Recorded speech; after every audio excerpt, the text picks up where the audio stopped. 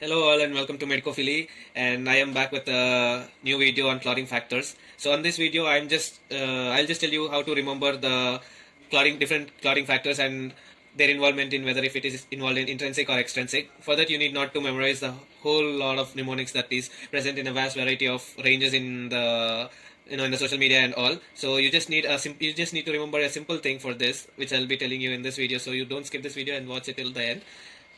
So firstly, let me come to tell you about the first clotting factor, which is fibrinogen. The word itself starts with F, so which means first. So first comes first the fibrinogen. So just remember the F of fibrinogen, so it comes first. Okay, and then the second one is the prothrombin, which is an antecedent, which is a precursor of the thromboplastin or pre, which comes first. So the third one, which is 3 and also starts with T. So third one, which starts with 3, is the thromboplastin, and then which the precursor of this or the second factor is the prothrombin. So which comes second. So the second factor is prothrombin and the third factor is the thromboplastin. And now coming to the fourth factor is calcium. So calcium is, you need to just remember the word col, which have 4 letters in it. So the fourth factor will be the calcium. So just remember this word col when it comes to 4. So the fourth factor will be on the fourth chlorine factor will be the calcium. And now coming to the fifth. So the fifth is the labile factor. The labile factor, for this you just need to remember a small story of, just remember it as a sentence like labile. I will just tell you this, just remember it as a library. Labile factor, the library factor, or the labile factor. So the library in my college is located on the 5th floor. So you will just remember that the 5th clotting factor is labile through the sentence the library in my college is located on the 5th floor. Alright, so the 5th clotting factor will be the labile factor, and as you all know that there is no 6th clotting factor in the total of 13 clotting factors. So, and coming to the 7th one, so the 7, as you know, the 7 starts with S, and also the 7th clotting factor, which is called as the stable factor, also starts with S.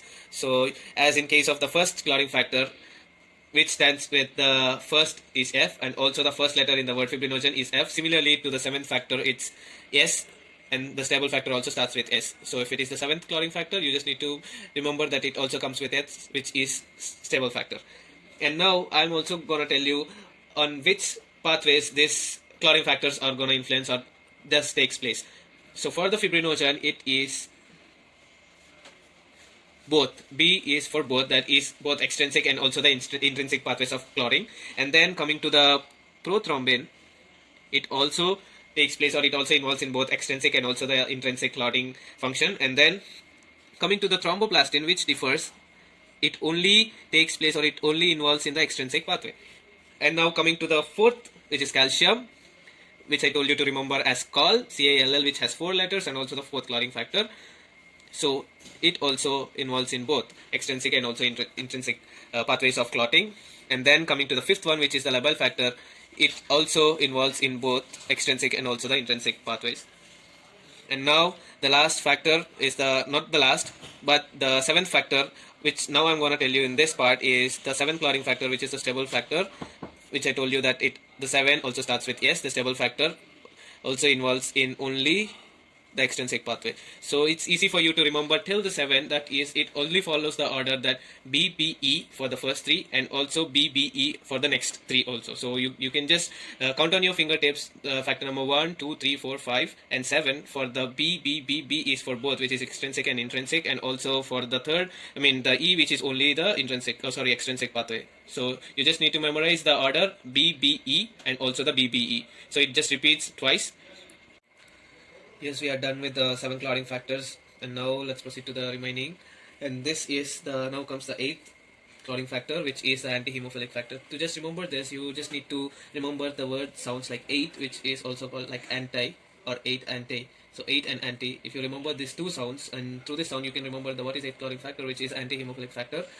And then coming to the 9th, which is the Christmas factor.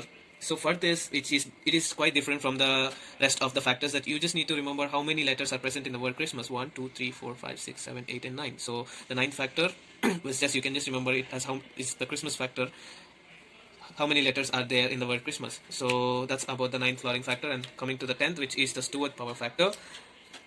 So 10th, you just need to, because it was only the name which is only clotting factor that has a man name which is called the Stewart power factor. So you can just remember it like that, the 10th one, and after the 10th you can just remaining the rest of the three as after the Stewart power factor occurs the pH stabilization. So the 11th factor, so as I told you, after the Stewart power factor, which is factor number 10, so you are going to remember the 11th and also 12th and 13 as the pH stabilization, which the P stands for the plasma prothrombin antecedent, which we call it as PTA in short. And for the 12th one, which is the Hagman's factor, which is quite similar to that of the 10th one, because these are the only two clotting factors which has names in it, the Hagman and also the Stewart. So Stewart's comes the 10th and Hagman. So Stewart's comes first. So the only factors which has names in it is the 10th one and also the 12th one. So but you need not to just confuse that which comes first. Stewart always comes first and followed by the Hagman. So 10th factor is the Stewart factor and 12th factor is the Hagman factor. And then the last one we have, the 13th one, is the fibrin stabilizing factor, which is the main factor that helps in the stabilization of clot. So as it is the last one, the first and also last ends with F, and you can also remember it as I said before, after the Stewart occurs the pH stabilization. So the fibrin stabilizing factor comes the last, which is the 13th factor.